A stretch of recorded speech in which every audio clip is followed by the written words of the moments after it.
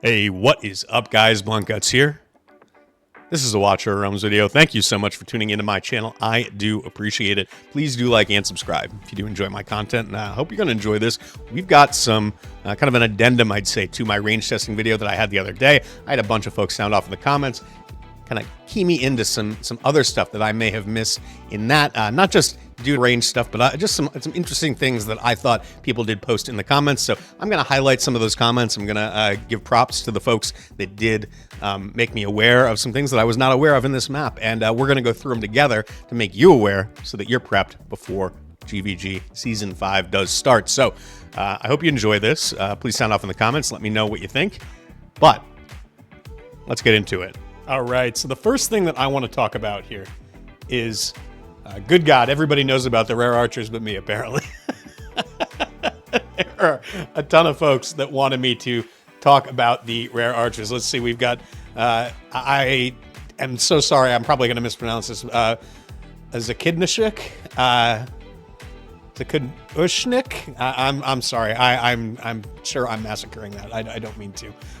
But why you don't test rare archers? They imba on the new map? Yeah, they certainly are, and I did not know about that. So I wanted to come back and I wanted to get that in there. Let's see. Here we go. Map bars telling me about the use the rare archers on the right side of the map, and to use the Scourge to take out the units in the upper left-hand corner of that tile. We're going to come back to that. I will get back to that. But we've also got, where are they? Somebody else was talking about this. Lots of folks telling me about the archers. You should have tested the other archers. They have slightly different ranges. Yeah, and you know, honestly, I'm not really sure exactly how this works. Even after testing it, I'm still a little confused as to how the smaller range results in being able to attack different units. I've got some theories. I'm going to throw those out there when I do actually get into the map. But yeah, just lots of folks telling me that I needed to test out the rare archers, and you all were 100% right. There is a tile that is very, very vulnerable to the rare archers. There's a couple of tiles, but really one relevant one. All right, guys, so we're back in the map here. Don't pay attention to the left half of the screen. I got some units deployed over there, but they're really just there because I needed to place them somewhere. I didn't want them interacting with what I'm about to show you. So really the units that you want to concentrate on are Vortex right here, as well as Regulus. These two units are what are pertinent in this situation. So when I did my previous testing in my last video, what I found was that when there's a unit placed where Vortex is and a tank placed where Regulus is, that would mean that all of the attacks, the ranged attacks, would go on to Regulus, right? I tested this with Bookkeepers. I tested this with Epic Archers. I didn't even think about the rare archers because, honestly, why would I? They've been relatively irrelevant since like Season 1. Even in Season 1, they were rarely used, so and they've got shorter range. Again, I have a theory about why this is happening, but I don't know. I don't have any verification of it or anything like that. So what I'm going to show you here is, first we're going to start off, I'm going to show you the Epic Archers. I'm going to put it on 2x speed. I'm also going to drop in a Bookkeeper after that, but you can see the Epic Archer directly on to Regulus. That makes sense. That's what we saw before. So consistent with our previous findings. I'm going to drop in the Bookkeeper now. He's going to do the exact same thing. He's going to start shooting right now at Regulus. Okay, so same spot, same results. No, nothing different there, right? I'm going to put it back on 1x speed, and now we are going to drop in one of the rare archers. And you're going to see the first attack, despite the fact that they're like looking Vortex right in the eyes, they shoot at Regulus. But now the second attack, you can see one of the three archers shoots Vortex. And this Vortex only took 8,700 damage, so not really threatening to him.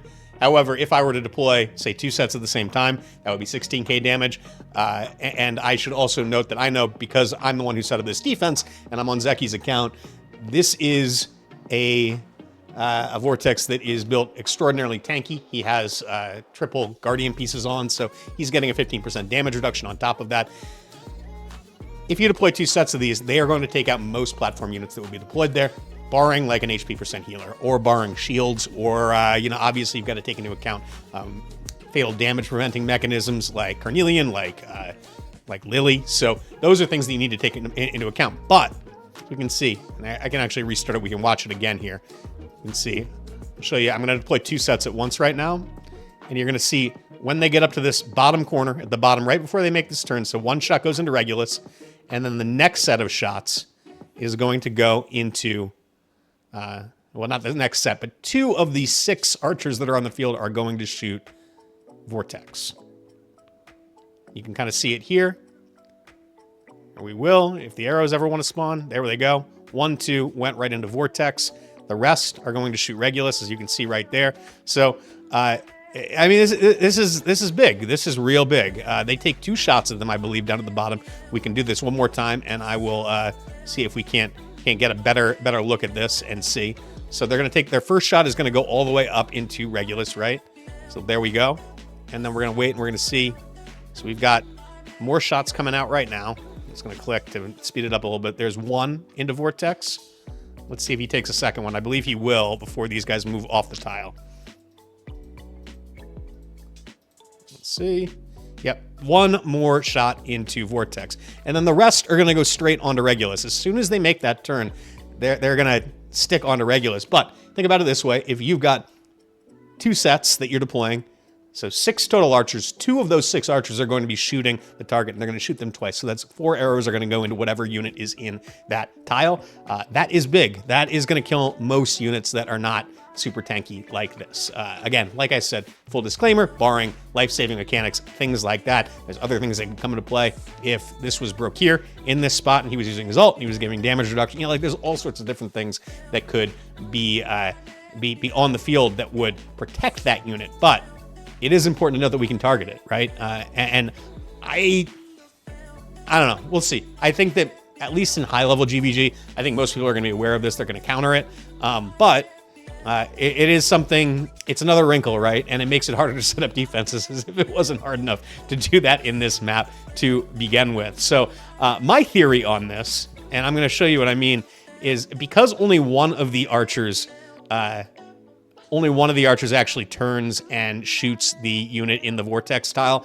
My thinking is that because of there's 3 of them that are deployed versus, say, Bookkeepers, which are deployed as single units, and the same with the Epic Archers, that because they're spread out across the tile, there's actually a proximity for each individual one of these archers. And so because one of them ends up in kind of this bottom corner, then that is why they end up shooting the Vortex. And it's just a guess. I mean, I really don't know, but we'll see. We'll see which one actually ends up shooting him here. I think it's going to be this one that's down at the bottom, but I might be wrong about that. You can see, yeah, it was his arrow. It looked like that went from Vortex. So it's this guy down at the bottom where my mouse is kind of circling at the bottom of the tile. He's the one that ends up shooting the Vortex. I don't know if that's why it is or not, but it is important to note, and it is certainly a tool that we all want to have in our tool belt when we are going into attacks. I'll be back with the next thing. All right, just to kind of hone in on this just a little bit more here, let's take a look at the Epic Archer's range, which, by the way, if you don't know, you can go to the Details tab on the Demon Soldier, and they will show you what the actual attack range is for these units. So, yeah, I don't understand this. Honestly, I've never really understood the way that they represent this in game. So they've got this... basically, they've got the tiles tilted on an axis for some reason when that's not the way that the maps work. So why they feel the need to represent them that way, I'm not really sure. I'm not, you know, even if you assume that, well, maybe they do have this weird kind of like their attack range is diagonal, but the rest isn't. But the tile that they're standing on is diagonal too. So I don't know. It's weird. Yet another thing where I feel like Moonton just doesn't really give us enough information to make correct conclusions here.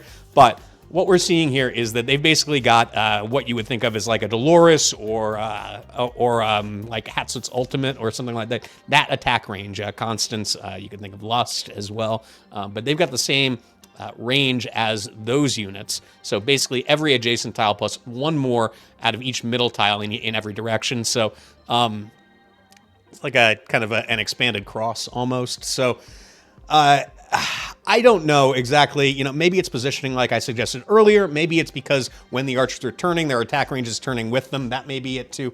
I'm not really sure exactly what's causing this. When I look at this and I try to compare it to the map itself, it seems to me as though there never should be a time when Vortex should be in this range, but Regulus should not be in this range. If you think about it, Regulus is 1 tile up and over from where Vortex is. And if you can find me a tile on here where going up and over 1 is not in the range, I haven't been able to find it. So maybe I'm missing something here. But either way, it doesn't really matter. What matters is that in practical application, that is how it works in game. To kind of further complicate this, if we go over to, let's look at the archers and look at their details and just see here, they've got the same kind of range, the same shaped range. It's just larger. It's one tile larger. And then on top of that, they get an extra tile on top of that. I don't know if that's what's supposed to be represented here or not. I think in some testing I did in the past, I had a conversation with a guy who was telling me that he thought that the extra range worked like basically they didn't get one more range at the furthest tiles, but one more on each one of these. So they basically got single target omnidirectional marksman range. So they basically had a 3x4 tile extending outward in all different directions from them, which is seemed to make sense when I had the conversation at the time. I'm not going to go, really hone in on that right here. But I guess my point ultimately, though, is that if I don't know, something weird is going on, I guess is my point. I don't have a point beyond that. You'd think that if both Regulus and Vortex were always in range of the rare archers when they were firing their shots, then you would also think that at the same time, that would certainly be the case in the expanded range of the epic archers. So I think there's something more going on behind the scenes, something in the code or something like that is causing this, but that we're not really privy to. But I don't know. I'm sure that some of you will have some explanations for me in the comments. So please sound off if you've got something logical. I'd like to hear it. I'd love to know exactly what that is. We can even go and look at the bookkeepers as well and just see what their attack range is. And you can see that it represents as the same thing as the epic archers. So I don't know. I'm not sure. Clearly, the difference in these attack ranges is what's causing the issue. And it's odd that only one of the 3 rare archers that is deployed in each deployment is the one that's actually targeting that tile. But functionally speaking, it is something that we need to be worried about. All right, guys. One other little tidbit that I did find out about that I did want to share with you all is that it's not just the rare archers that are hitting that tile. It is not just the rare archers. We've also got epic mages, which is units that we never ever use. Once again, coming to the forefront. You'll see they'll both shoot Regulus right now, and then they're going to take a shot at, let's see here, this guy on the left. He's going to take a shot. He's pointing. He's shooting. It's going into Vortex. That's right. We're hitting that tile that is down and diagonal from Regulus as well. So yet another unit that is able to attack that tile. Now, after looking into this again, I am more convinced than ever that it is due to the individual unit positioning on those tiles. That is why we're getting some shots at these tiles we wouldn't think that we would otherwise. So, yeah, very interesting to see. But the question then becomes epic mages or archers, right? So, I'm going to restart this real quick. We're going to see who does more damage. We're going to slow it down, and hopefully we can get an answer here. They are, just FYI, the mages are affiliated to a 101,000 battle power Cetrum.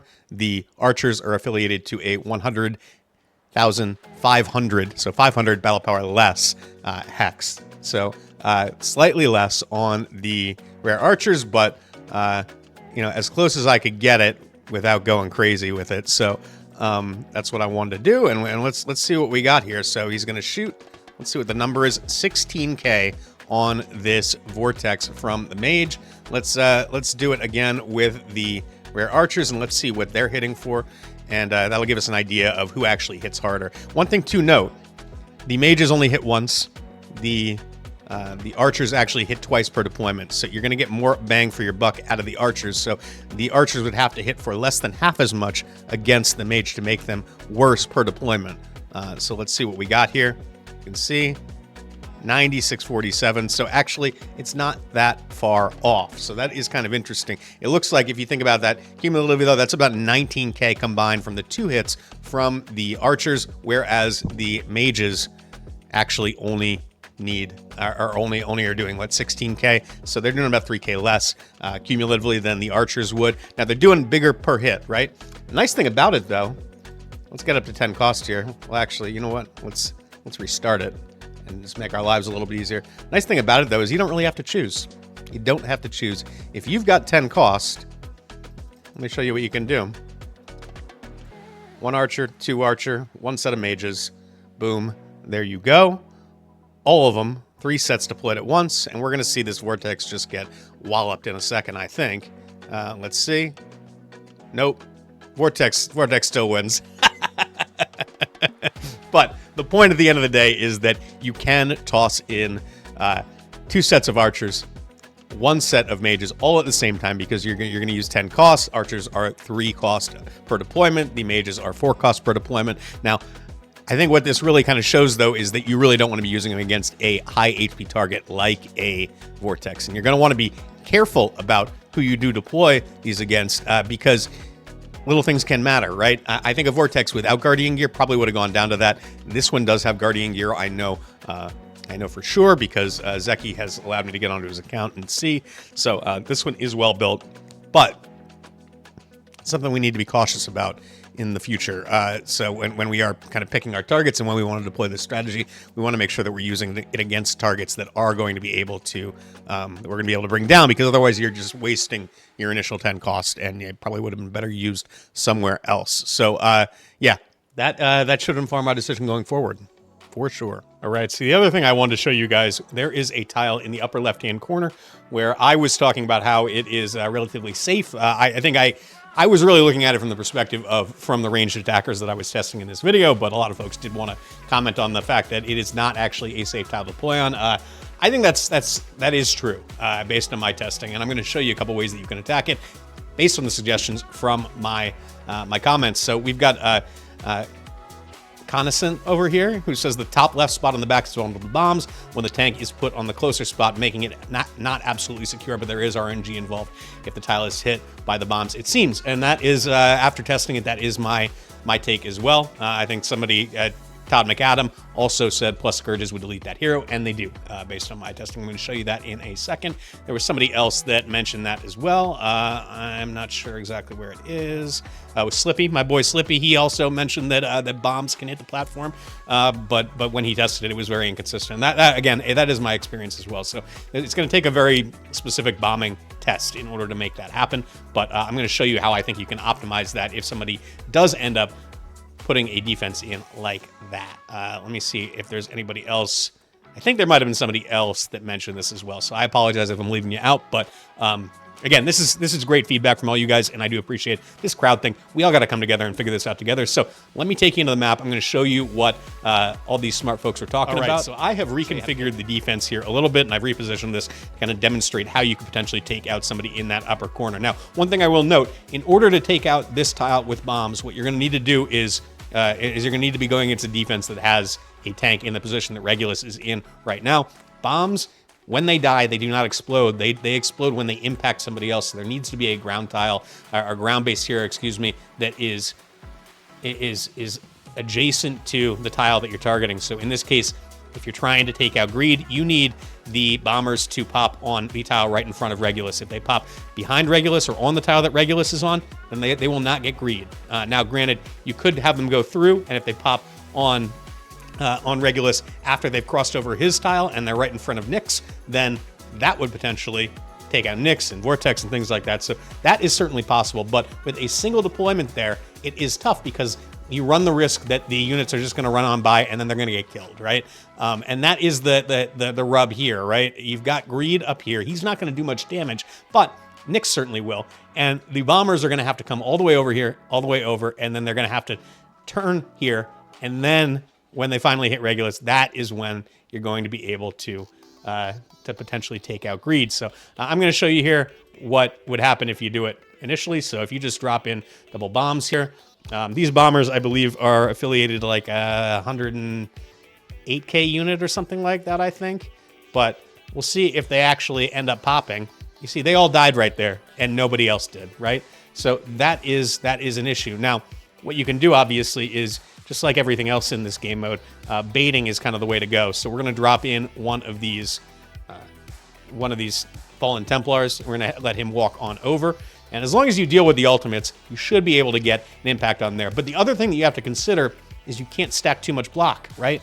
Because if you stack too much block on there, then the units are just going to run on through. And again, like I was saying before, they're not going to pop in the right spot, meaning they're not going to explode on Greed. So we're keeping an eye on our, not ours, Zeki's Nyx here. who's got about 7 seconds left. I think that should probably be fine. We just want to avoid her ultimate so that there's not as much damage on the bombers when they do get there. And it looks like it's going to fade in time, so that's good. So only 1 block is taken up. I didn't specifically look at Zeki's Regulus, but what I will say is I'm 100% positive that it's got a shoot. Why can I never remember? Bastion Ring is what it's called, I think. The one that gives extra block.